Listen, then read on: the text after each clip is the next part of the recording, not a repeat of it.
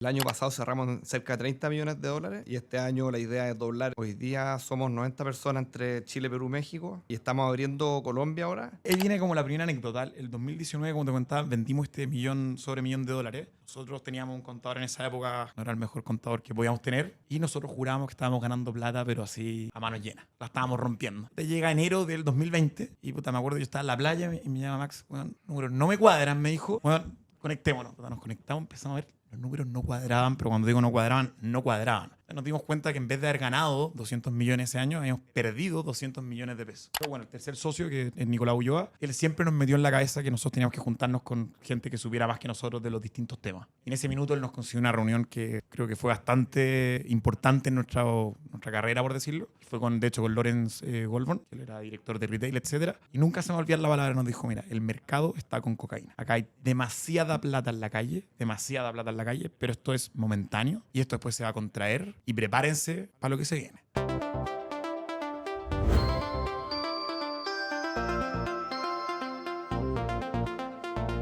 Esto es Más Pitch, un podcast de DF+, donde conocemos las historias de quienes fundaron empresas. No solo los aciertos, también los fracasos, las decisiones difíciles y los aprendizajes que no salen en los titulares. Buscamos conversaciones íntimas y profundas, sin poses, sin discursos armados, historias reales, contadas por los propios fundadores. Mi nombre es Juan Pablo Silva. Bienvenidos a Más Pitch.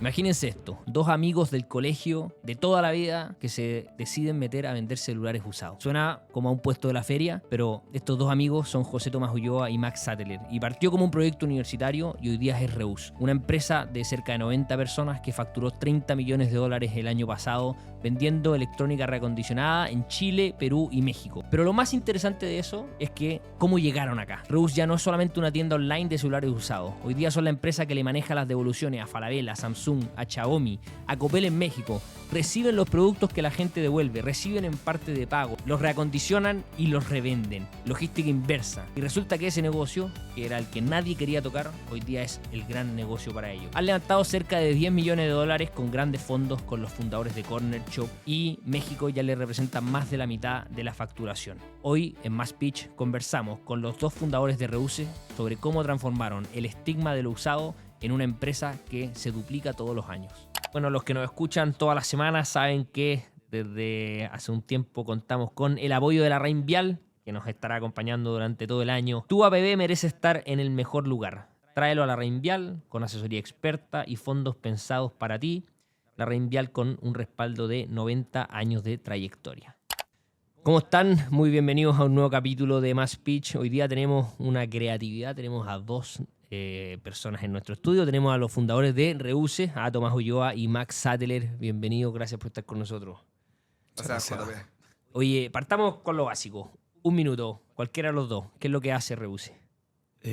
Bueno, Reuse es una startup que fundamos con Max hace 7 años. Hoy en día es una plataforma de e-commerce que permite dejar producto en parte pago en retails como Falabella, como Ripley, etc. Y luego estos equipos son reacondicionados y vendidos a clientes finales a través de nuestro e-commerce, que es reuse.cl, .p en Perú y .mx en México. Perfecto. 7 años dijiste. Sí, 7 años. 7 años, ya. Vámonos entonces a ese origen. Ustedes entienden, son amigos del colegio. ¿Toda la vida? Sí. De los 5 años hay más amigos, menos amigos y al final... Bueno, y ahora me imagino que con la empresa también más amigos, menos amigos a veces. Claro, o sea, no, pero nosotros partimos en pre-kinder, entonces nos conocemos de toda la vida y ahí un poco partimos esta empresa, o sea, partimos mirándola en cuarto medio, después la empezamos a ejecutar en el último año de universidad, entonces ya básicamente nos conocemos de toda la vida. En la universidad hicimos varios emprendimientos antes de este y por lo tanto, claro, tenemos muy buena onda y en general nunca tenemos ningún tipo de conflicto. Hoy el colegio, cuarto medio. ¿Por qué está bien? Uno piensa en cuarto medio hacer negocio, yo no tengo idea, tuve escuelitas de verano, pero nunca registré un dominio y pensé en una cuestión como lo que ustedes están haciendo. Vámonos a ese momento. No, ahí es bien curioso porque nosotros justo estábamos en preuniversitario con Tomás juntos. Y Tomás un día, siempre queríamos emprender, estábamos viendo ideas, cosas que hacer. Y un día se me acerca Tomás y me muestra justo una empresa que había en Estados Unidos que era como una especie de marketplace persona a persona que se dedicaba a vender productos de segunda mano, principalmente telefonía. Y me dice, oye, mira esta empresa, había salido en varios lados, como que se había ganado premios. Entonces estamos hablando año 2013, que todavía el emprendimiento no está así como en un boom como hoy día. Entonces era una cuestión bien innovadora y empezamos a mirarle y dijimos, oye, ¿sabes qué? Hagamos lo mismo en Chile. Y en esa época uno, claro, compraba un celular usado por Mercado Libre, te juntabas con la persona en el metro o algo así. Y dijimos, formalicemos un poco esta industria y hagamos como toda la parte intermedia que es revisar los teléfonos, actuar como pasarela de pago y formalizamos esta industria y ahí empezamos a copiar ese negocio como en un primer intento de emprender que quedó ahí y lo retomamos varios años después Ya, ya o sea, saliendo de la cuarto universidad. medio tenían esto, pero lo dejaron porque dijeron, no, esta cuestión no nos da. Terminó no el somos año y no capaces. teníamos listo la cuestión y al final fue como Tenemos que entrar nos a la fuimos el universidad. verano y después cada uno entró a una universidad distinta y fue como en verdad ya no soñemos tanto, esperemos un poco mejor y hablemos más adelante.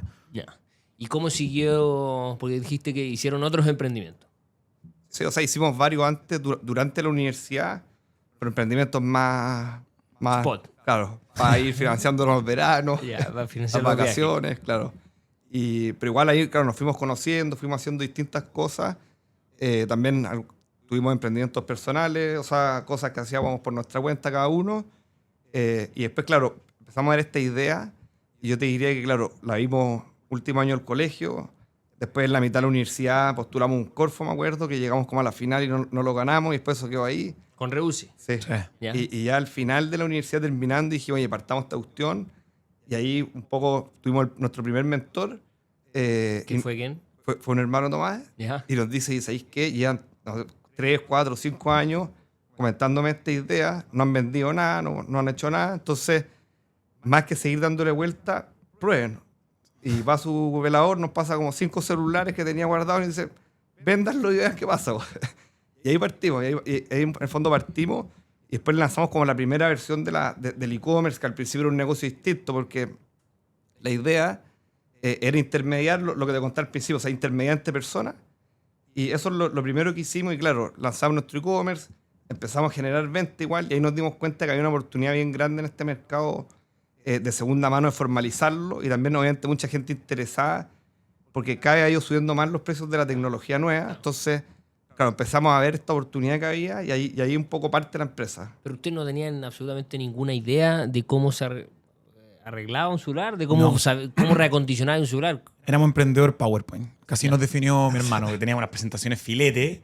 Puta, y fue cuando ahí nos dice, oye, no han vendido nunca un celular en su vida y me están pichando casi para levantar plata. Y fue como, ¿qué les pasa? Fue agarró los celulares y véndanlo. Que de hecho, no los vendimos. No los vendimos. No los Eso vendimos. no. Eso no lo logramos vender. Tú tenías, en tu familia son como bien emprendedores, ¿no? Tenías, bueno, un hermano que fundó un estudio, tenías otro hermano en Agenda Pro. Eso, en la casa siempre se ha hablado de emprendimiento. ¿Tus papás son emprendedores? Sí, mi papá Ya. es bien loco, como decimos en la familia. Obviamente, es un genio loco. Fue emprendedor desde bien joven.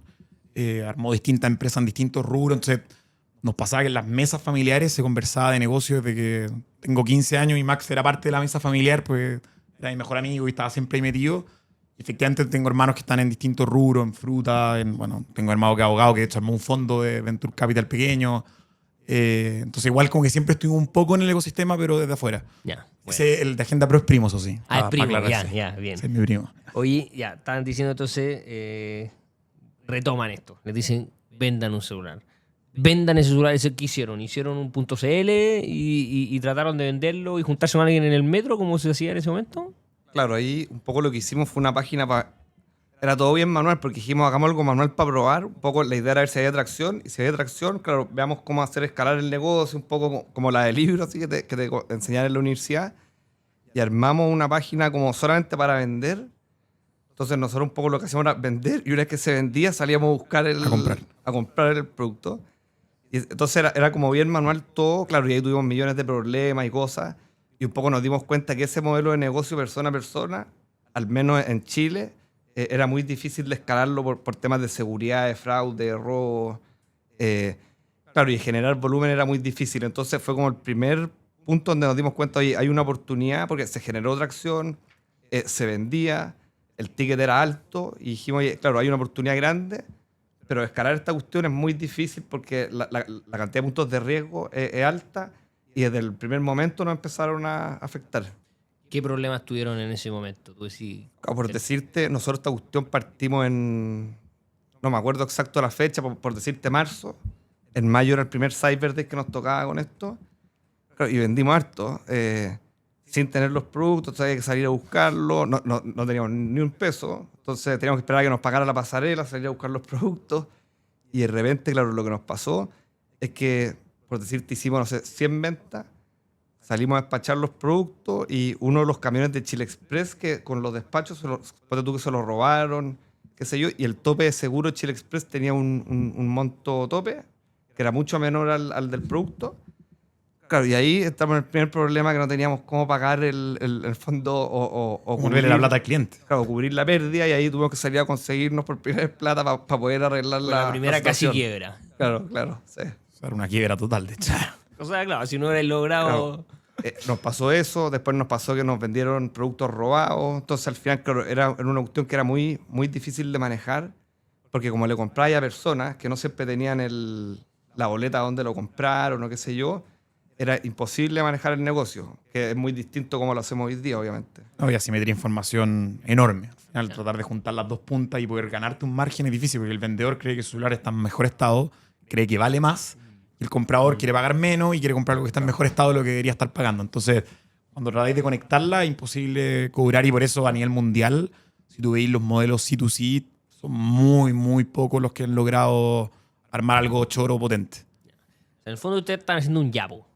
Un Yapo, Yapo para pero- vender celulares. Sí. Pero con una lógica, seguía una lógica igual entretenida, que era, el problema de Yapo eran tres, por decirlo. Uno era que si tú buscabas iPhone, te aparecían 200.000 publicaciones de iPhone, todas a precios distintos, y tú no sabías cuál era cuál. Entonces, lo que nosotros hicimos fue estandarizar las publicaciones, y habían tres tipos de publicaciones, los buenos, los más o menos excelentes, por decir, y los precios los poníamos nosotros, no los ponía el vendedor. Entonces, ¿qué hacéis con eso? Había una ficha de producto que podía tener stock por detrás, que bueno, no había stock, pero que podía tener distintos vendedores potenciales. Esa era una solución. Y lo otro, que efectivamente cuando tú compráis en Yapo, no pagáis con tu tarjeta de crédito, te juntáis en un metro y la transacción era en efectivo, lo cual obviamente se prestaba para una estafa potencial. Ya. Tuvieron, me imagino, mucha estafa. Muchísimo. Sí. ¿Cómo te das cuenta si un celular es robado o no? No, o sea, en ese momento no teníamos las herramientas para hacerlo, entonces parte de los problemas, digamos, venían de ahí. Y hoy día tenemos varios sistemas, estamos conectados, en el caso de Chile, a la Subtel, GSMA. a GSMA también. Hay distintas bases de datos donde las compañías telefónicas van reportando eso. También, digamos, como la agencia de telecomunicaciones de cada uno de los países. Entonces estamos conectados a varias bases de datos, y ya eso es algo que no es un problema hoy día. Ya. Vámonos ahora ya empezando el escalamiento, quizás, ya cuando deja de ser una idea. Yo tengo acá inside information porque tengo una cuñada que trabajó con usted y me decía que eran bien locos. Que trabajaban mucho, muchísimo. Olvídate de vacaciones, etcétera. ¿Cómo fue esa etapa en que se dieron cuenta de que acá había un negocio y dijeron esta cuestión va a ser quizás el negocio de nuestra vida? Creo que el negocio hoy día, un poco si miramos hacia atrás, yo te diría que tiene como 3 etapas. Dale. Te acabamos de contar un poco la primera, que fue cuando nos dimos cuenta que había, digamos, un espacio grande para crecer, que había volumen. Tuvimos todos estos problemas y de cierta forma teníamos que ir a responderle a estos clientes que le habíamos fallado. Ya habíamos contratado 1 o 2 personas porque el volumen igual era importante. Entonces ya la empresa había partido, y esa un poco fue la primera etapa donde nos dimos cuenta de eso. Luego viene la segunda etapa, que un poco, claro, dijimos, oye, ¿cómo escalamos el negocio? ¿Qué sé yo? Y un poco el problema que teníamos era el abastecimiento, que es lo que te contaba, era muy difícil hacer el negocio de persona a persona. Entonces dijimos, este negocio tiene que ser B2C. Y un poco lo que empezamos a hacer ahí, pillamos proveedores de productos de segunda mano en Estados Unidos, y empezamos a importar productos a Chile y a venderlos a través de nuestra página. Entonces un poco cambiamos la forma de abastecernos. Son compañías bien grandes las que le comprábamos afuera. Entonces teníamos la seguridad de la calidad de los productos, del origen, todo. Los importábamos y luego los vendíamos, y un poco esa es la segunda etapa de la empresa. Ya. ¿Ya? Y ahora estamos en la tercera etapa hoy día, que un poco lo que hicimos es que le copiamos el negocio que hacen las empresas de afuera y lo empezamos a hacer nosotros, que es un poco lo que comentaba Tomás al principio. Desarrollamos una plataforma que nosotros se la pasamos a distintos retails y marcas, y con esa plataforma les permitimos a ellos que tomen productos en parte pago. Entonces hoy día trabajamos, por mencionar alguna, no sé, con Falabella, Entel, con Entel no, con Falabella, Claro, con WOM, con París, con Ofbau, claro, con Samsung en Perú. Entonces lo que hacemos es que tú vayas a la tienda, por ejemplo, de Samsung en Perú o en México, te compráis el celular último modelo y el tuyo lo dejáis en parte de pago. Y esos productos en la práctica los estamos recibiendo nosotros hoy día. Entonces, hoy día ya prácticamente no importamos y todo lo que recibimos a través de estos programas que tenemos con distintas empresas a lo largo de Chile, Perú y México. Perfecto, ya, queda clarísimo el negocio. Vamos entonces a la segunda etapa, a la parte más anecdótica, esta en que se mataban trabajando.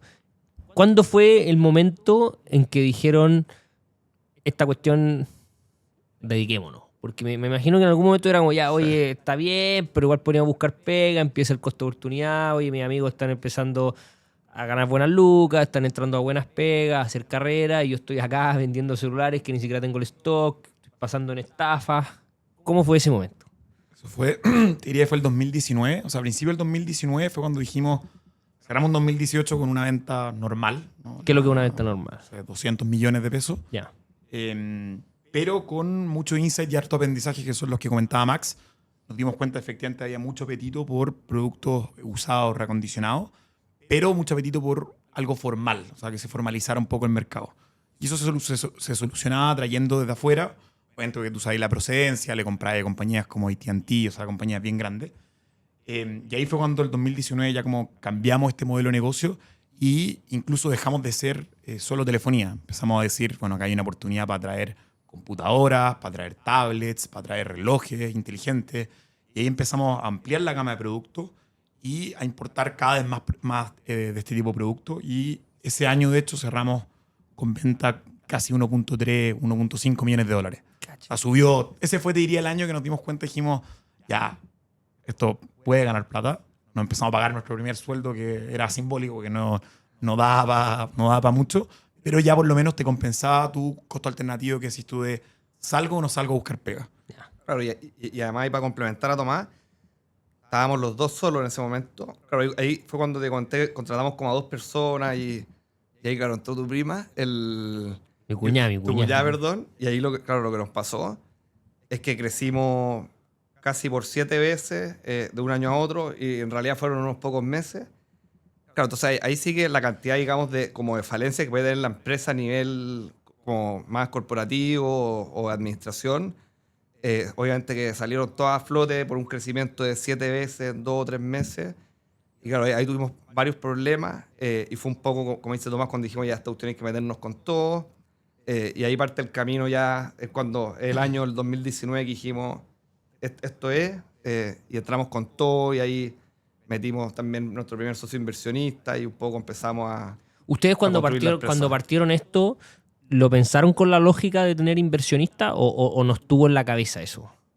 O sea, es un negocio, sobre todo como era inicialmente, que comprábamos productos en Estados Unidos, que era muy intensivo en capital y por lo tanto, y nosotros no tenemos capital, entonces por lo tanto naturalmente tenía que tener un socio inversionista.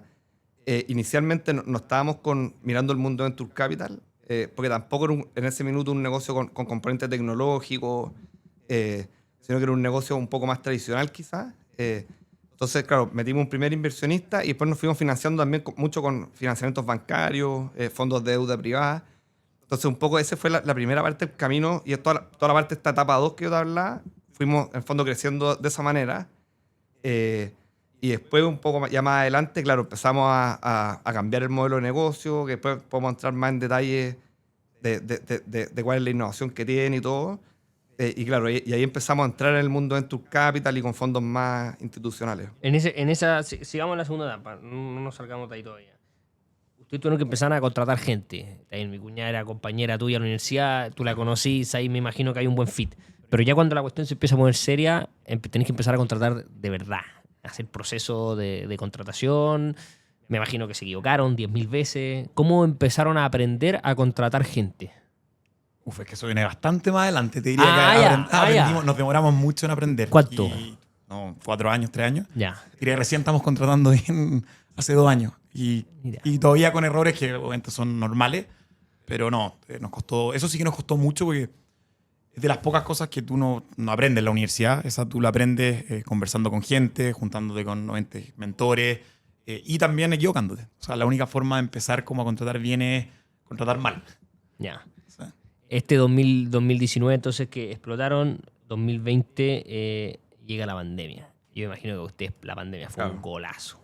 No sabíamos. De hecho, ahí viene como la primera anécdota. El 2019, como te contaba, vendimos este millón de dólares. Nosotros teníamos un contador en esa época que no era el mejor contador que podíamos tener. Y nosotros jurábamos que estábamos ganando plata, pero así a manos llenas. O sea, la estábamos rompiendo.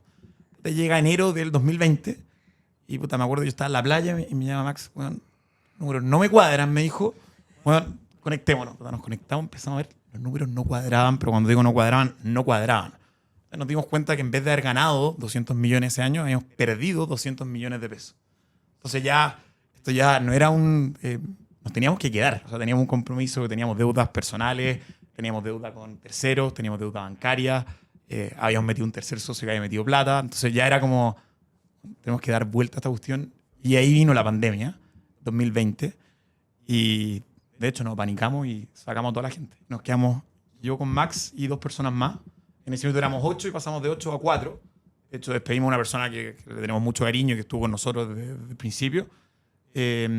Porque dijimos, puta, acá quebramos, es que O sea, además, bajamos los costos. además iba ahí con 200 palos abajo. Aparte, Claro, no sí, tal cual. O sea, ya hay que pagar amortizaciones y todo. O sea, ahí fue el primer, yo creo que ese primer cagazo de verdad, estamos hablando ya de un cagazo grande, que había que dar vuelta y que más encima venía esta cuestión que nadie tenía una respuesta. Pero ¿y qué es lo que eran los números? ¿Qué había pasado ahí? O sea, ¿pero le habían robado plata o simplemente habían descuadres con las cajas? Mal registrado. Ya. Mal contabilidad, teníamos un contador que cuando uno parte con bueno, tú has hecho varios negocios, cuando uno parte la contabilidad uno la mira a huevo. Y es algo que yo creo que siempre decimos a todos, pues la partan ordenados del minuto cero porque son los cagazos más grandes no saber si estáis ganando o perdiendo plata. O sea, que suena muy básico, que el Excel te aguanta todo, pero puta, la contabilidad al final es la que te dice si en verdad estáis ganando o no estáis ganando. Y al final, claro, también lo que te va pasando es que uno sale de la universidad, claro, con todos los conocimientos teóricos, un poco lo mismo que comentaba más para contratar, también estos temas de contabilidad, temas administrativos, y te ponía a trabajar sin haber trabajado en otra empresa. Entonces uno no entiende cómo funciona la cultura de las cosas, cómo uno va viendo las contabilidades, cómo va contratando personas, o ni siquiera cómo hacer una entrevista. O sea, nosotros tampoco nunca nos entrevistó a nadie en ningún lado. Entonces, claro, entrevistábamos gente, uno tampoco sabía bien cómo hacerlo. Y eso es una cuestión que, claro, hay que meter mentores que te acompañen a las entrevistas, armar comités de finanzas y empezar a entender bien cómo se leen las contabilidades. Y un poco eso es lo que empezamos a hacer para poder empezar a ordenar todo. Porque, claro, después de ese crecimiento explosivo, que efectivamente estaban esas cosas mal administradas y se había perdido esa plata, dijimos, claro, ahí ya no había salida de la empresa. O sea, fue, esta cuestión hay que dar la vuelta como sea.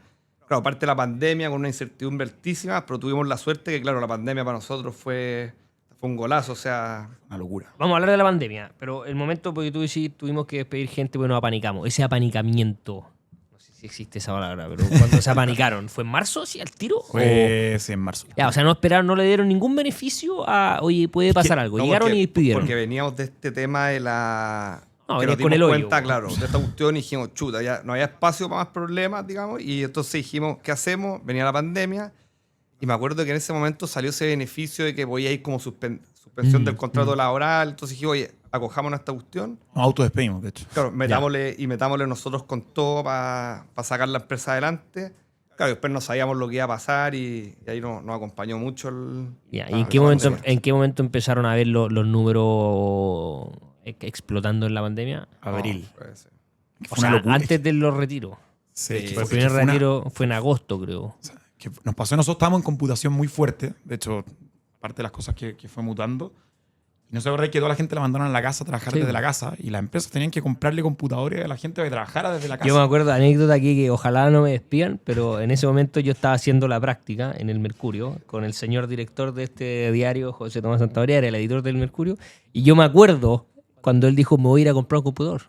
No tenía computador. Es que todos trabajaban con desktop en esa época, la empresa. Claro. Entonces, puta, los mandaron a la casa y no te puedes llevar esa tremenda cosa para la casa. O sea, tampoco había cómo llevársela. Entonces, nos vino un boom de computadores donde oferta-demanda. No había oferta. O sea, eso sí nos dimos cuenta y empezamos a subir los precios. Claramente, no nos íbamos a regalar los computadores.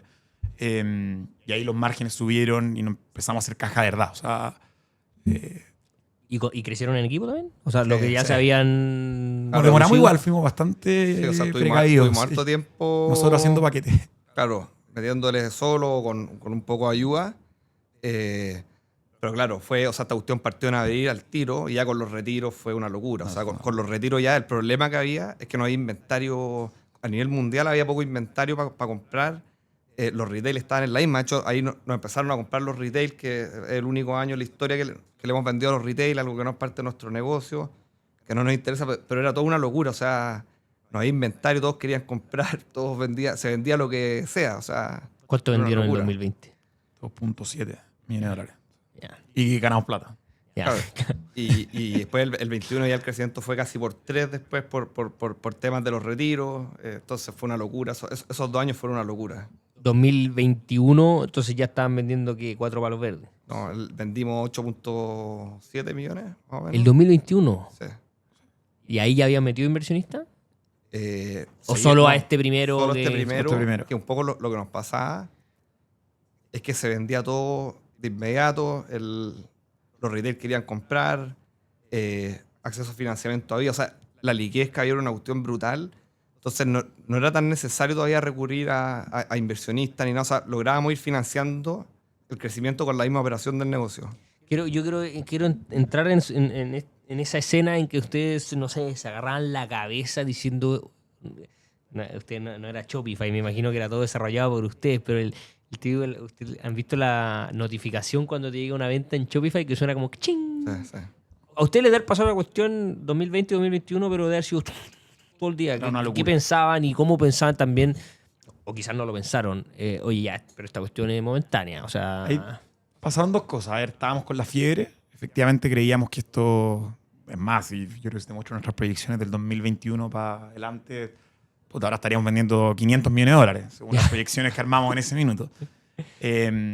Pero con esta como cultura que teníamos, que nosotros, bueno, el tercer socio, que es Nicolás Ulloa, él siempre nos metió en la cabeza que nosotros teníamos que juntarnos con gente que supiera más que nosotros de los distintos temas. Y en ese minuto él nos consiguió una reunión que creo que fue bastante importante en nuestra carrera, por decirlo. Que fue de hecho con Lorenz Goldborn, que él era director de retail, etcétera. Y nunca se me va a olvidar la palabra, nos dijo, mira, el mercado está con cocaína. Acá hay demasiada plata en la calle, pero esto es momentáneo y esto después se va a contraer y prepárense para lo que se viene. Así nos dijo, es como que hubiese predecido el futuro.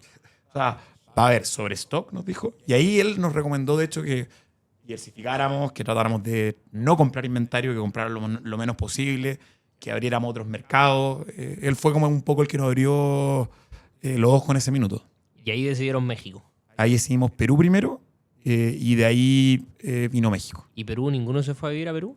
No. Un error que cometimos. A ver cómo fue el tema con Perú. Porque Perú además estaba como bien convulsionado. Claro que ahí todavía no entramos tanto en la lógica, bueno, sobre todo los fondos de Venture Capital, que obviamente que en el mundo del Venture Capital, Brasil y México son los 2 mercados grandes y que más les interesa por una cuestión obvia.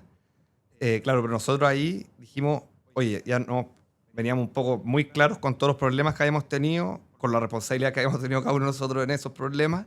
Entonces dijimos, oye, para bajar los riesgos, vámonos primero a Perú, que es un país mucho más chico, está al lado, más o menos operan las mismas empresas. Entonces era mucho más fácil hacer una prueba con un riesgo bajísimo. Entonces, por eso decidimos abrir Perú primero que México. Igual México lo terminamos abriendo los 6 meses después de Perú. Claro, yo creo que fue una buena decisión. Un poco la idea era ganar experiencia de cómo se hacía este proceso, irse hacia afuera, con los riesgos mucho más controlados. Me acuerdo cuando conversamos una vez, me contaban que en Perú estaba en plena, el 2021 fue en que entraron, ¿no? Estaba en 21. plena Final del crisis 2021. política, Sí, habían tenido 4 presidentes en 3 años. Ya, ustedes pensaron que era en el fondo replicar Chile, pero que no le funcionó, o que calcularon mal hartas cosas. Sí, o sea, hemos tenido hartas dificultades en Perú, a diferencia, por ejemplo, de México, y que tienen mucho que ver con eso, con la informalidad que hay. Hay mucho contrabando de productos electrónicos, y ellos tienen allá, hay una especie son como una especie de centros comerciales de productos electrónicos, donde en general se vende en la informalidad, sin boletas, sin factura, y por lo tanto para nosotros competir es muy difícil porque estos centros comerciales están en toda la ciudad, entonces al final competimos contra ellos, obviamente que nosotros el mercado formal, y además de eso lo que pasa es que un poco el análisis que habíamos hecho nosotros dijimos, oye, Perú es parecido a Chile porque está centralizado en Lima, pero un poco la conectividad que hay en Perú es mucho peor que la de Chile, el acceso al crédito es bajísimo, entonces saliendo de Lima poca gente tiene acceso a crédito, el e-commerce está mucho más atrasado que en Chile, entonces claro, no ha costado mucho más penetrar en Perú que lo que ha sido en Chile o lo que ha sido en México, que México tiene algunos de esos problemas, pero por el tamaño de mercado son más abordables. Ya. En Perú, ¿cuánta plata quemaron? No, o sea, que no hay como un número de que quemamos porque la operación es mucho más chica, entonces, como digo, o sea, controlamos bien los riesgos, pero lo que nos ha costado es escalar fuerte, o sea, no es que haya una pérdida de recursos ni nada, lo que nos ha costado es, oye, ¿cómo logramos que esta cuestión crezca, pero realmente fuerte? O sea, un poco como viene creciendo Chile, como ha crecido México en estos 4 o 5 años que llevamos ahí. Vámonos a México, entonces. Tú tomaste, fuiste a vivir a México el 2022. En marzo del 2022. Ya, Cumplo hablemos 4 años ahora en marzo. de eso. Acabo de cumplir 4 años. ¿Cómo fue la decisión de quién se va a México? Uno, eso, porque yo me imagino que hay muchos de nuestros fieles oyentes que han tenido esa misma conversación. Y dos, ¿cómo ha sido llegar a México? Porque hubo un momento en que era el gran mito de, oye, México es increíble y es como Chile, llegáis, solo que es más grande. Y yo ya le escuchaba a varios que me dicen, nos pringamos con México, hemos perdido plata como locos, el mercado es dificilísimo, hay mucha corrupción, etc. Primero, ¿cómo decidieron que se iba a México? Creo que, no sé, lo que yo acuerdo, ¿no? Algo que hemos conversado mucho, pero en ese minuto Max me acuerdo por oleada, yo no por oleada. Listo. Pero como esa es la base, y yo era un poco más comercial, o sea, veía más como partes comerciales, Max un poco más operativo, y cuando tú abres un mercado, la primera parte es un poco más de hacer como los contactos, etc. Creo que esa fue, no sé. No, sí O fue, sea, a ti la tal polola cual. no te dejaba irte a México. Claro, no, pero no hay tanta explicación, o sea, fue eso. Ya, Ah. bien. ¿Y cómo...? O sea, yo iba por 3 meses, en todo caso, para Eso, aclarar esa parte. a eso Yo voy. iba a abrir una oficina, a contratar a 2 personas y me iba a volver a Chile. 3 meses que después dijimos ya 1 año, ya van 4 años Y siempre que decimos ya, puta, igual me podría volver, pasa algo y ahora, bueno, lo que te contaba antes, que lo dejamos para adelante. al final lo que pasa es que es un poco lo que decís tú, JP, que es fundamental cuando uno se va a otro país, que uno de los socios se vaya. O sea, es una cosa que nosotros la escuchamos y siempre te la dicen medio como también de manual, pero cuando uno lo vive, o sea, nadie le va a meter la energía que le mete uno al negocio, y cuando uno está en otro país, bueno, ahí Tomás te puede ir contando más, pero el nivel de energía que hay que meterle, o sea, de tocar puertas, de perder vergüenza, o sea, es alto. Vamos entonces a México. Te vayas a México.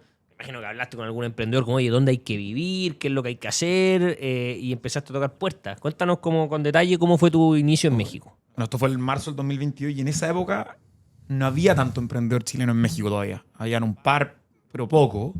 Y de hecho, en ese mismo minuto empezaron a llegar harto emprendedores. Entonces, me pasó algo bueno y malo, que llegué solo. No llegué con mucha red de contacto, como que me pudiera decir dónde vivir, etc. Lo bueno que yo tenía un tío que había vivido 15 años en Ciudad de México, entonces se manejaba más o menos dónde vivir, me presentó con sus amigos que vivían allá. Y un poco lo que pensé en ese minuto fue, cualquier persona que me invite a tomar una cerveza, un café, lo que sea, yo le voy a decir que sí, independiente de para qué sea.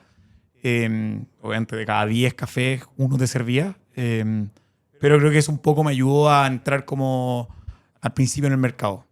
Y después pasó que efectivamente vino una ola de chilenos, que fue ese mismo año, pero te diría que más el segundo semestre, lo cual obviamente hizo que fuera mucho más entretenido, apoyarse entre los chilenos. Ahí ya obviamente llegaron gallos mucho más potentes que nosotros, que obviamente venían con análisis y con equipos importantes. Entonces ahí obviamente recibimos ayuda de distintos emprendedores. Cuando decís tocar puertas, perder la vergüenza, ¿a qué te dedicabas? ¿Cómo era un día normal en México en los inicios de Reduce?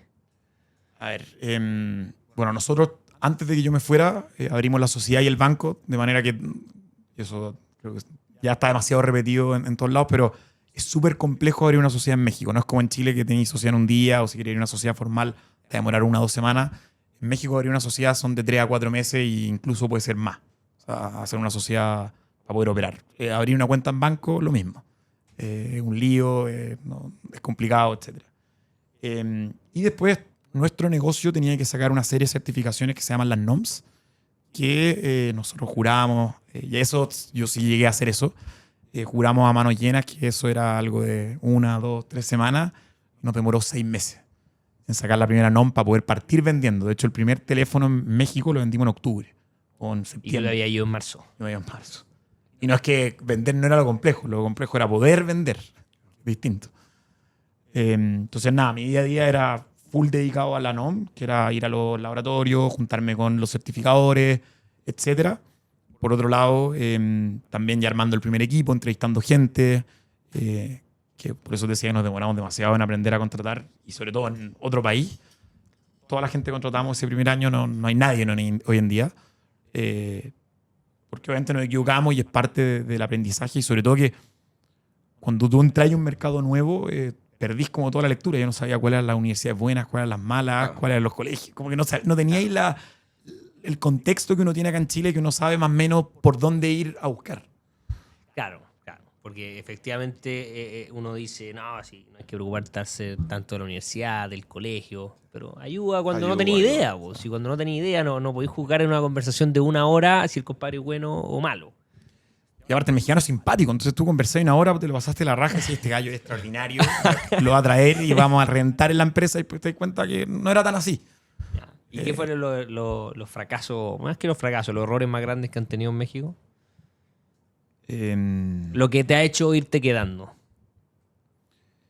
Una mezcla entre aciertos y errores. O sea, Ya. no ha sido A todo ver, errores. dale. Yo creo que el primer error fue efectivamente el tema de la NOM, que es algo que lo podríamos haber hecho perfectamente desde Chile. No había mucha necesidad de que yo estuviera allá. Y al final obviamente era una pérdida de tiempo, foco allá, que se podría haber usado quizás para otras cosas. Yo siempre como que recomiendo, váyanse a México con todo listo. Y todo ese listo lo voy a hacer desde Chile. No es necesario estar en México para... Está bien, va a avanzar un poco más rápido, pero no tanto más rápido. Creo que esa fue la primera porque me quedé. Después, bueno, levantamos plata y para los inversionistas lo más importante era que uno de los dos estuviera en México. Y ahora la tercera etapa que diría yo es que nos empezó a ir bien después de 4 años. Y ahora... Recién después de 4 años le está yendo bien. O sea, no. está bien, le puede haber ido bien antes, pero ahora recién también una Ahora recién es atracción. México. Hoy día, ¿cuánto porcentaje del revenue viene de México? Como el 60. Ya. hoy. Claro, un poco lo que nosotros siempre vimos, dijimos, oye, vámonos a México, todo, hicimos un pequeño análisis y dijimos, mira, para que México sea exitoso, tiene que ser por lo menos 4 veces Chile. Entonces, un poco esa era lo que teníamos en la cabeza para marcarlo como un proyecto exitoso. Y en la práctica lo que nos pasó es que estuvimos más o menos entre 2 y 3 años con que estaba igual a Chile. Y nos costaba mucho que lo pasara. Claro, Chile también ha venido con buena atracción. Y claro, recién los últimos, te diría, últimos años, últimos 6 meses, ya debe estar más o menos entre 2 y 3 veces Chile-México. ¿Cuánto vende hoy día? ¿Cuánto cerró el año pasado, Reuse? ¿Cuánto vendió? El año pasado cerramos en cerca de 30 millones de dólares. Y este año la idea es doblar ese... ¿Y cuánta como gente el consolidado. trabaja en la empresa? Hoy día somos 90 personas entre Chile, Perú, México. Y estamos abriendo Colombia ahora. Que Colombia lo vamos a abrir apalancado de los países, de los equipos locales que tenemos hoy día entre Chile, Perú y ¿Hoy día México. ustedes son los que más equipos reacondicionados venden en Chile? Sí, Sí, por lejos. de todas ¿Por maneras. lejos? Sí. Ya. Vamos ahora a hablar de los inversionistas. Ustedes me decían al principio, a pesar de que tu hermano probablemente tenía nociones de cómo funciona este mundillo, que no estaban en el mundo del Venture Capital y no estaba en los planes, tiene pros y contras tener fondos de Venture Capital. Ustedes, de los primeros inversionistas que tuvieron, fueron varios socios de la Reinvial, ¿no? Sí. ¿Cómo fue esa negociación? ¿Cómo los convencieron? Quiero saber esa historia con lujo y detalle. Agosto 2022. Sí, no, o sea, buena historia esa. Claro, nosotros llevamos encima 2 rondas. ¿Ya? Una que es con inversionistas ángeles, que son estos varios socios de la Reinvial y algunos terceros. Y la segunda ronda que fue ya con fondos de Venture Capital. Claro, esta primera ronda, un poco el objetivo que tenía, la hicimos justo cuando abrimos México. Y el objetivo era un poco acelerar México, mostrar más tracción, para después hacer nuestra serie Seed en una buena posición, con alta atracción en México y mostrar el potencial que teníamos allá. Entonces, claro, esa ronda la abrimos, nos juntamos con millones de inversionistas ángeles hasta que llegamos a los de la Reinvial. Y ahí, claro, llegamos uno de los socios de la Reinvial, que le presentamos la empresa, un poco las proyecciones que teníamos, cuál había sido la historia de la empresa, los aprendizajes, el equipo que había por detrás. Le gustó harto la empresa y ahí, claro, empezamos a conversar. Era el primer levantamiento de capital que hacíamos. nosotros por atrás igual nos estábamos asesorando con otros emprendedores que ya tenían levantamientos de capital encima. Y ahí, claro, hubo una negociación bien dura. A ver, pero cuéntala.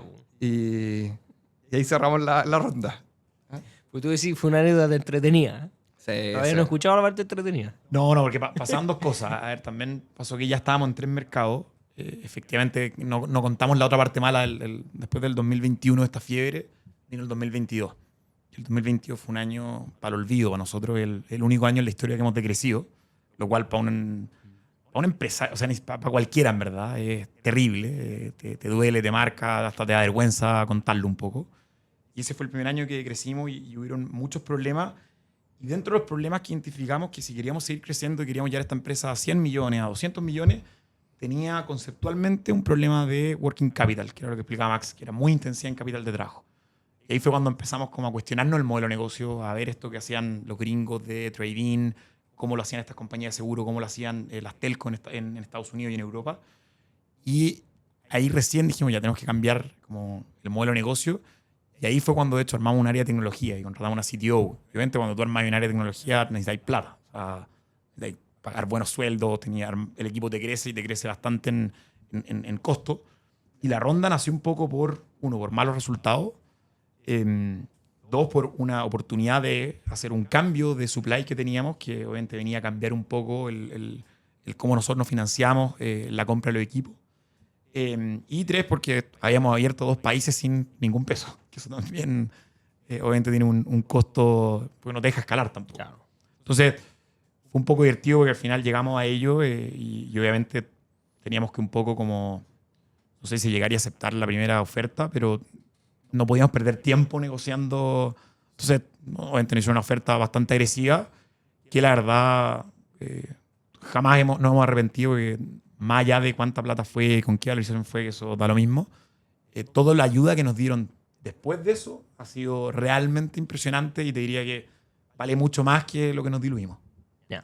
Pero Ya. nos diluimos harto. Ya, pero fue en el fondo smart money, pero cara. pero cara. Sí, tal Pero cual. cara. Ya. Porque el problema que te puede traer es que después cuando vayas a hablar con un VC te dice, oye, ¿y ese cap table? No, es que no o o sea, les pasó sí, eso. no, o sea, fue agresiva, pero fue dentro de los rangos normales Ya. del mundo del Venture Capital, y era una ronda como puente para Ya. hacer esta serie Semilla. Entonces, igual fue en muy buenas condiciones y se han portado un 7, o sea, nos han ayudado muchísimo.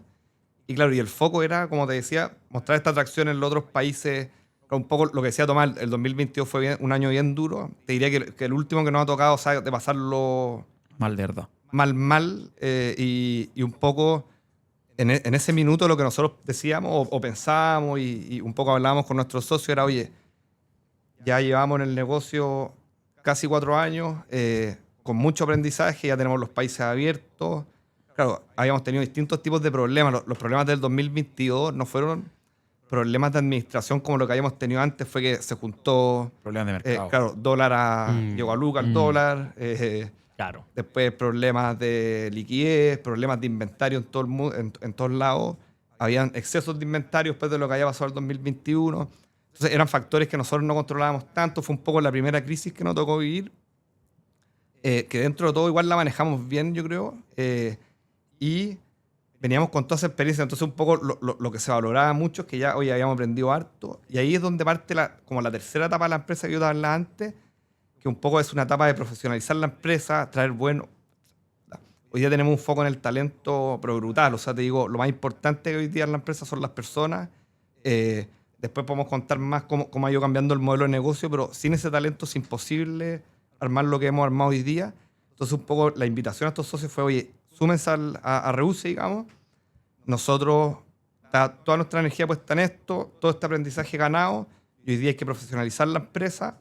Ya teníamos visto el modelo de negocio que queríamos armar, lo tenemos visto, lo tenemos estudiado, y ahora lo único que necesitamos son los recursos para implementar todas estas cosas.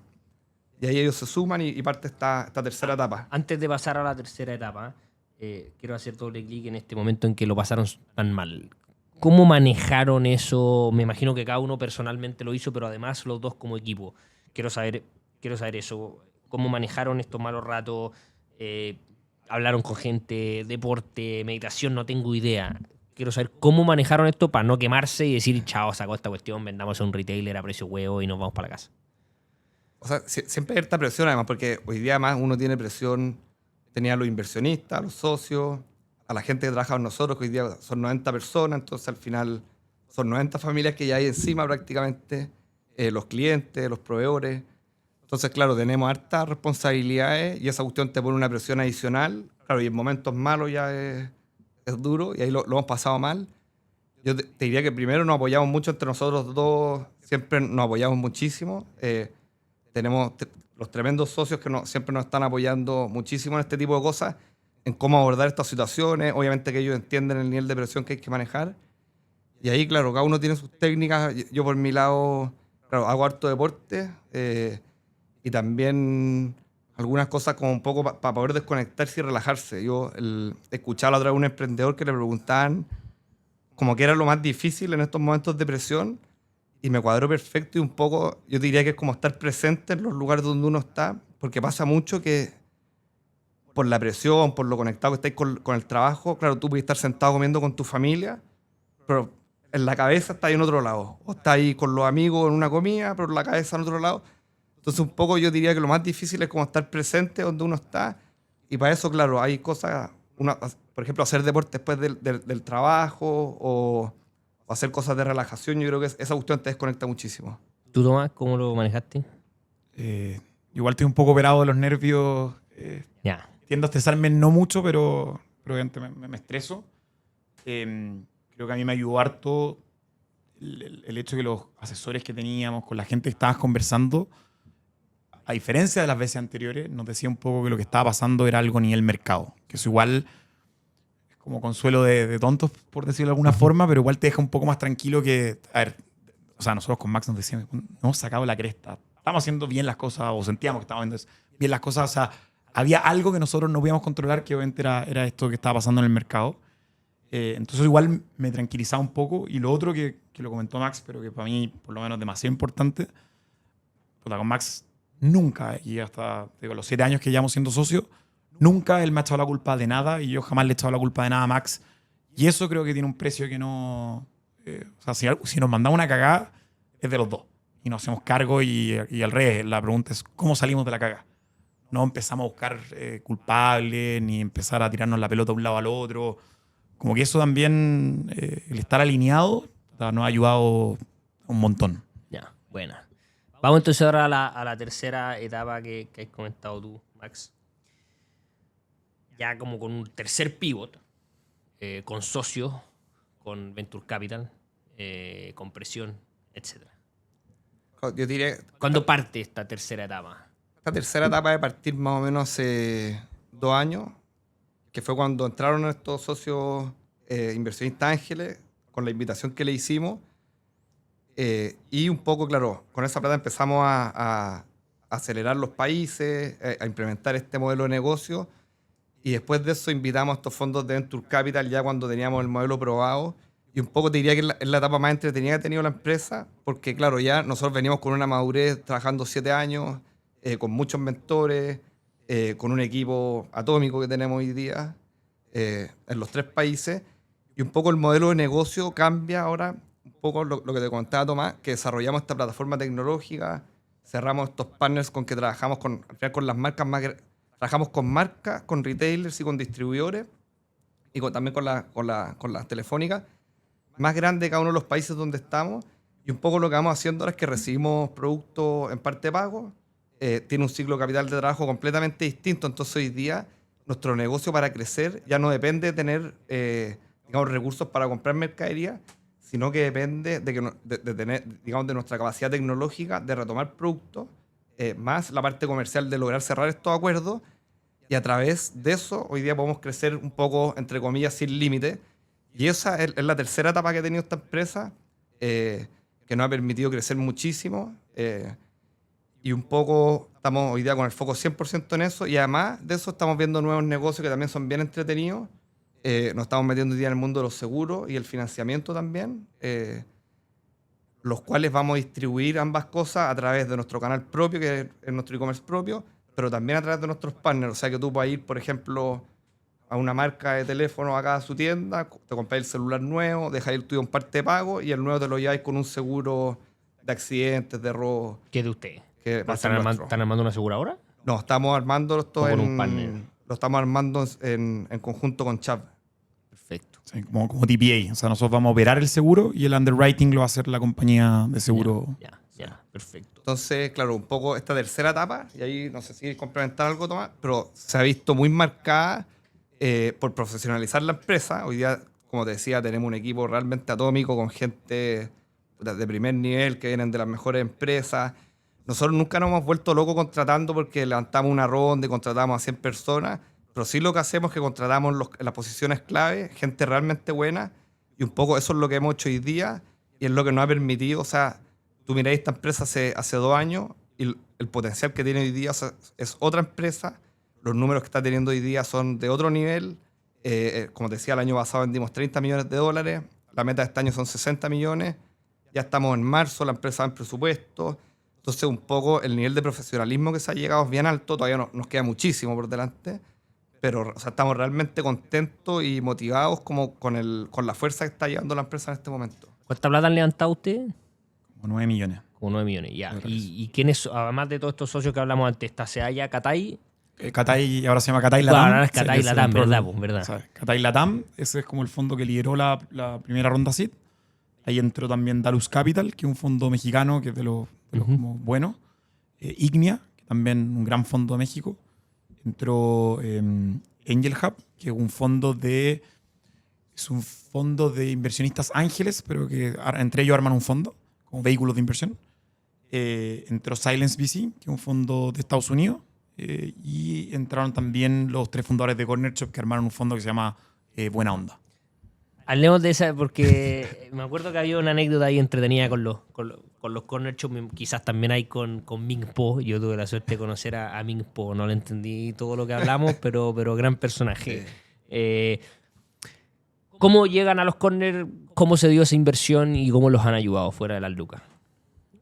Bien entretenida esa historia porque nosotros, un poco dentro de todo este crecimiento que hemos tenido, estamos convencidos de que uno de los diferenciales que puede tener nuestra empresa es el servicio al cliente. Y es una cuestión que le hemos puesto muchísimo foco también en estos últimos 2-3 años, pero que no hemos metido, o sea, realmente harto. Hoy día nosotros, bueno, para que te hagáis una idea, sacamos más o menos 10.000 pedidos al mes. Entonces, dentro de eso, los problemas que uno puede tener o, digamos, la oportunidad para darle una buena experiencia al cliente son fundamentales. O sea, aquí el mejor marketing, todo, es que el cliente tenga una buena experiencia y nos recomiende. Entonces, un poco estábamos con eso, con mucho foco en eso, pero que siempre preguntándonos cómo llevarlo al siguiente nivel.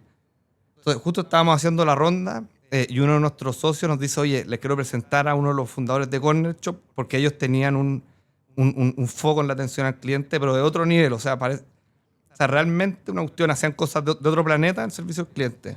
Por eso tiene tantos views ahí, tantos views. Claro. Y nos juntamos con ellos por eso, no por la ronda ni para pedirles que participaran. La ronda estaba cerrada, de hecho. Claro, Tenemos que abrirle un espacio para que entraran. Queríamos entender cuál era su visión del servicio al cliente, cómo lo miraban ellos, cuánto estaban ¿Con quién se dispuestos. juntaron ahí? Con Dani Undurraga. Ya. No, también con También, sí. Con Oscar. Con Oscar también. Que él es el obsesivo por el tema del servicio al cliente. Claro, y queríamos ver cuánto estaban dispuestos ellos a invertir, cómo lo pensaban, cómo lo miraban hacia adelante. Claro, y ahí un poco tuvimos la reunión, terminamos y como que al final como que nos dice, oye, nos gustaría invertir con nuestro fondo y nosotros feliz, justo estábamos en la ronda y ahí al final se concretó la inversión de ellos. ¿Qué consejos les dieron ellos que ustedes han usado así, pero a raya para su empresa? Fuera de lo generalista, oye, la atención al cliente es súper importante, algo más tangible. O sea, la verdad que tuvimos esas 2 reuniones y hablamos mucho del servicio al cliente, pero un poco la cultura que hemos tenido siempre nosotros como fundadores y también que intentamos de que de todas las personas en la empresa también participen de esa forma, que es con un nivel de involucramiento altísimo. O sea, claro, cuando hablamos con Dani Undurraga, nos decía, oye, ¿sabéis qué?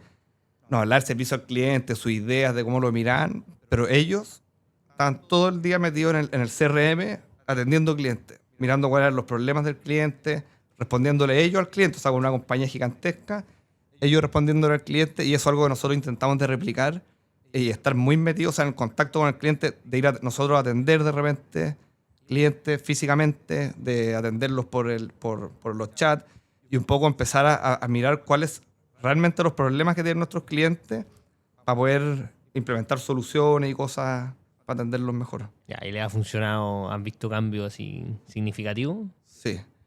Obviamente la dificultad alta, porque como te decía, claro, tú repartí 10.000, más o menos, son 10.000 ventas que hacemos al mes hoy día. Obviamente que en algunas falláis entre el 0,5 y 1%, y fallar me refiero a que le llegó tarde o que le llegó un pedido equivocado o que no le llegó porque de repente se lo roban en el courier. Claro, y como un producto, un ticket tan alto, nuestro ticket medio son como 400.000 pesos, claro, el cliente en general, como la angustia que se le produce es tan alta que empiezan a hacernos ataques por redes sociales o por otros lados, cosa que nosotros entendemos perfectamente y hay que ir viendo cómo abordar mejor eso, pero es bien difícil. Ya. ¿Cuál es hoy día el cuello de botella o lo que los frena para ser un $1 billion company? ¿O no hay nada que los frene? O sea, te diría que ahora estamos por primera vez en una etapa donde de verdad podemos pensar en ser una $1 billion company, una empresa de $500 millones, da lo mismo. Sí, no, me refiero al concepto. El concepto, tal cual.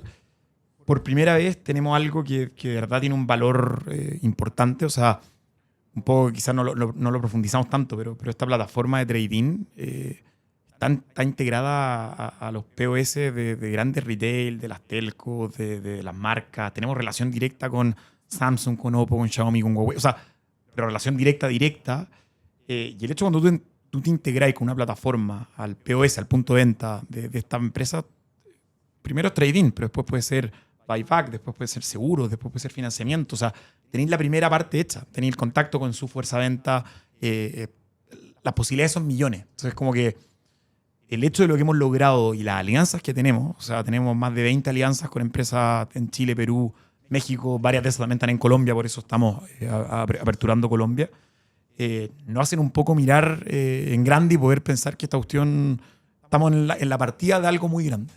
O así lo vemos nosotros. Ya. ¿Y qué le dicen sus inversionistas?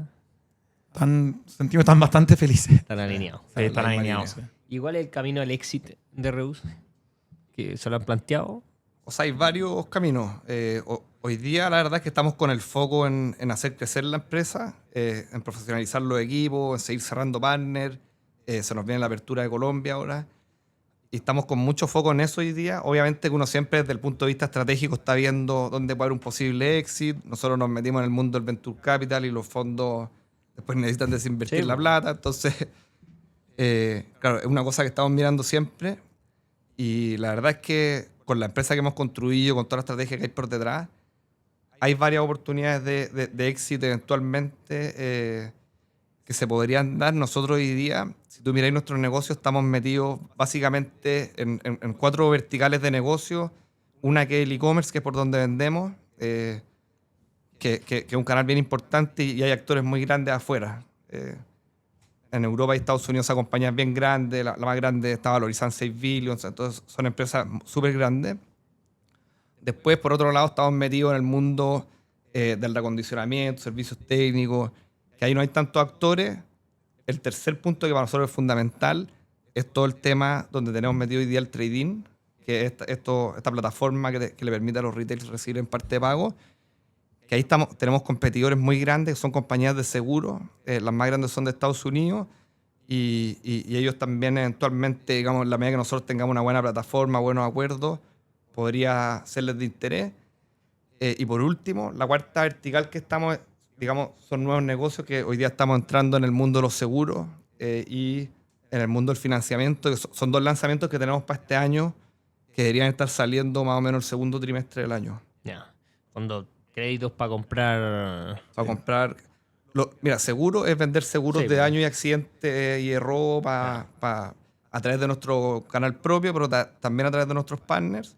Y el financiamiento un poco, esta cuestión viene ligada a que en México es muy difícil vender por temas de informalidad, por temas de acceso al crédito. Entonces hay una oportunidad muy importante de darle financiamiento directo a las personas para que puedan comprar un celular. Tipo Payjoy. Tipo Payjoy. Exactamente.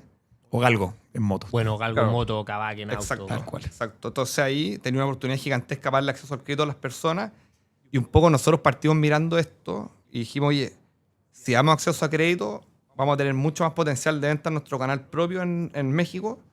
Y por eso partió y hoy día lo de los seguros lo estamos haciendo directo nosotros, o sea, con un acuerdo con una compañía de seguro y todo.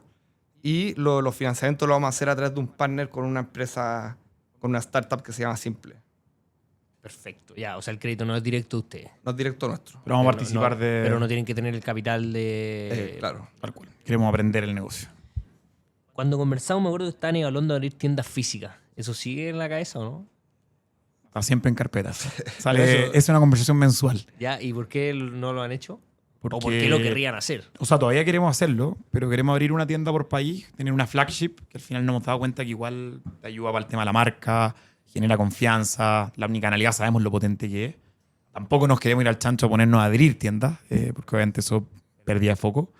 Pero hoy en día, de hecho, estamos cotizando con los distintos malls, pero obviamente queremos abrir una muy buena tienda y es difícil encontrar un espacio Claro, pero que se adapte. Es un tema bien pensado en la experiencia del cliente. O sea, lo que a nosotros nos interesa es seguir creciendo online y un poco eso es lo que estamos apuntando.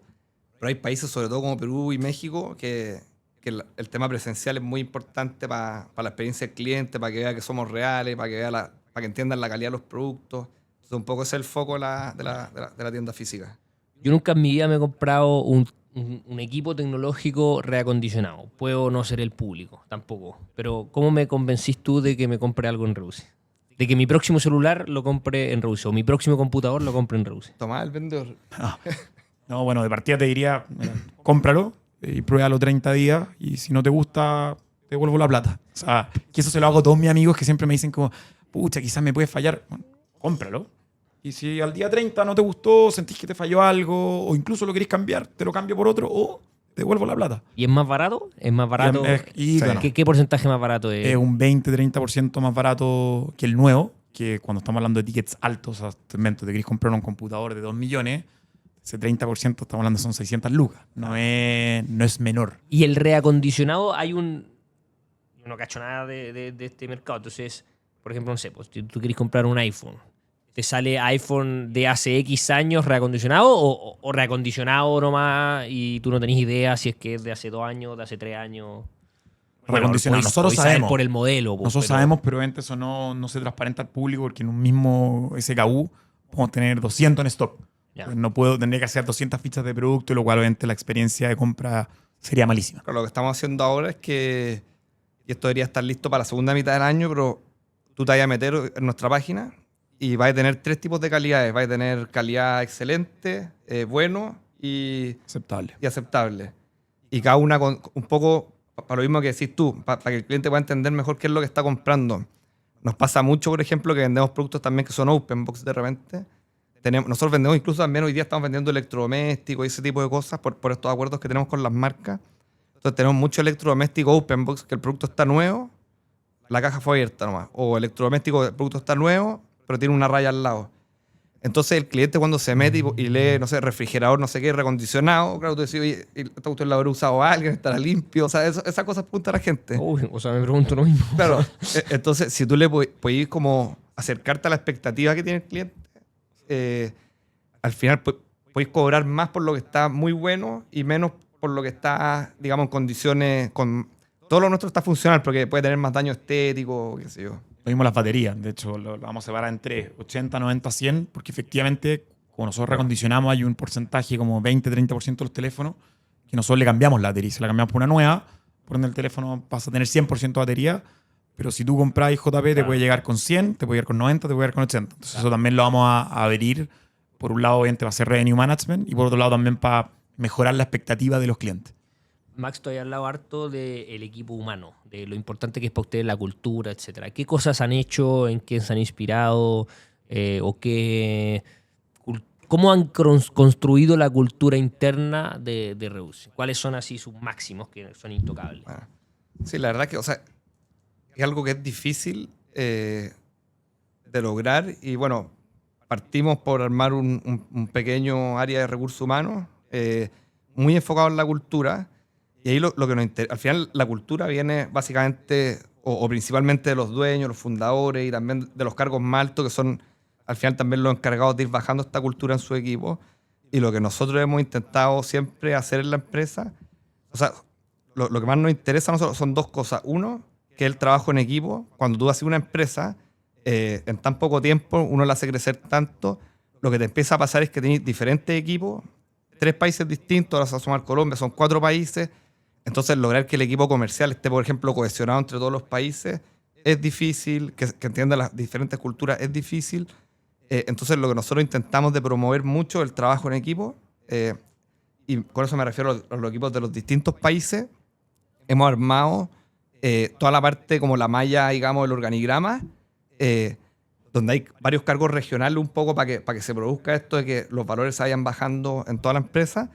Y lo otro que nos interesa mucho es lo del cliente en el centro, que es una cosa que le intentamos de motivar muchísimo a través de cosas reales. O sea, en la empresa toda la gente tiene que atender clientes en algún tiempo de la semana, para no perder ese contacto. Los equipos se tienen que ir cruzando y hacemos cosas de que, por ejemplo, los equipos más administrativos participen, por ejemplo, de las tareas que se producen, por ejemplo, en los equipos de bodega, de preparar paquetes, de preparar productos. Y al final todo ese trabajo en equipo y cliente en el centro, poco te van dando que la gente queda muy conectada con lo que hace la empresa y un poco la conecta con el propósito que tenemos nosotros, que es entregar productos de calidad a precios más bajos y un poco democratizar el acceso a este tipo de productos. Entonces, básicamente eso es lo que hemos ido empujando ahora, entre otras cosas, obviamente, pero algo que nos importa muchísimo. Y entonces tenemos por un lado son cultura y por otro lado un reclutamiento también, y que es parte de lo que hablábamos al principio, que nos costaba mucho reclutar y todo.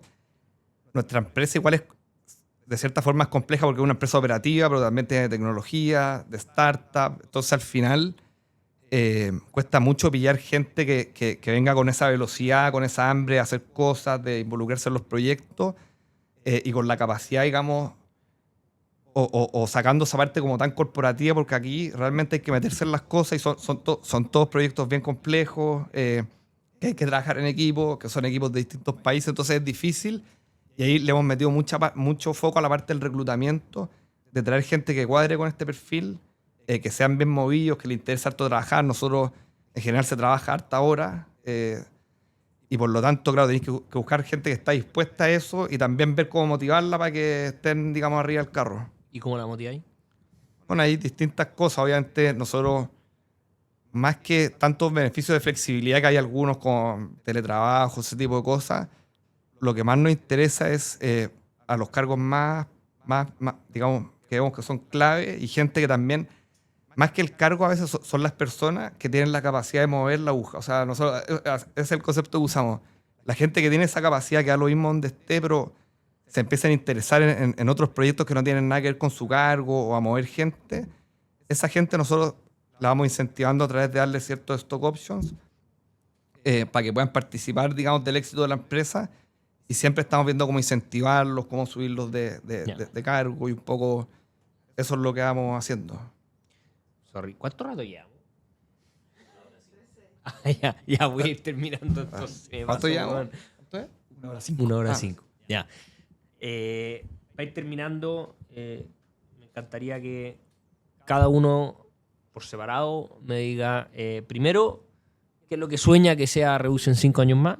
Y segundo, alguna recomendación, que puede ser un libro, puede ser una película, puede ser un paseo, puede ser una forma de trabajo, lo que ustedes quieran, no los quiero pautear.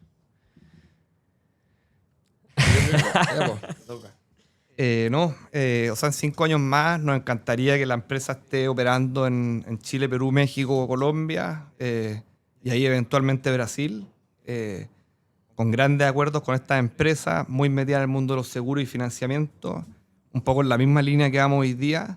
Y básicamente lo que nosotros queremos llegar en 5 años más es que la empresa esté facturando $200 millones, y un poco es el plan que tenemos hacia adelante y todo. Obviamente que para eso los desafíos son millones, pero creemos que vamos en un buen camino. Así que ahí es donde veo la empresa en 5 años más.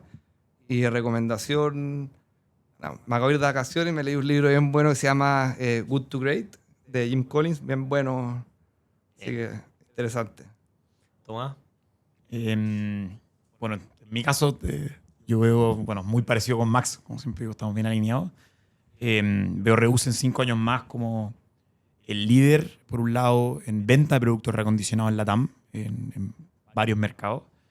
Y por otro lado también veo que parte de lo que estamos haciendo de cambiar un poco cómo la gente consume los productos nuevos, incentivando a que tú siempre puedas dejar tus productos antiguos en parte pago, ya sea tu celular, tu computador. Yo tengo un sueño de que me encantaría poder incluso llevar mi tele antigua en parte pago en retail para comprarme una tele nueva. Es un poco como veo Reuse en 5 años más. ¿Ya? ¿Y recomendación? Y recomendación, un paseo bien bueno, para los que vayan y visiten México, que tienen que ir a San Miguel de Allende, que es un imperdible y está como a 3 horas de la ciudad. ¿AI están usando o no? ¿Qué están usando? Ustedes, personalmente, para sus trabajos. Más que, me imagino que internamente, si no, está out, pero ustedes, en tu día a día. No, yo menos, o sea, claro, pensé que era por la empresa que usamos un poco para la plataforma de trading, pero personalmente ChatGPT no, Ya. por ahora, sí. Yo GPT estoy empezando con Cloud AI a aprender, que un amigo me lo recomendó para hacer modelos de como predicción para compra de inventario, o sea, se pueden hacer agentes bien choros ahí, Bien. estamos en eso. Bien. Buena cosa, buena conversación. Max, Tomás, muchas gracias por estar con nosotros, fundadores de Reuse. Gracias por su tiempo y bueno, éxito en la vuelta en México. Muchas Gracias, gracias a ti. JP.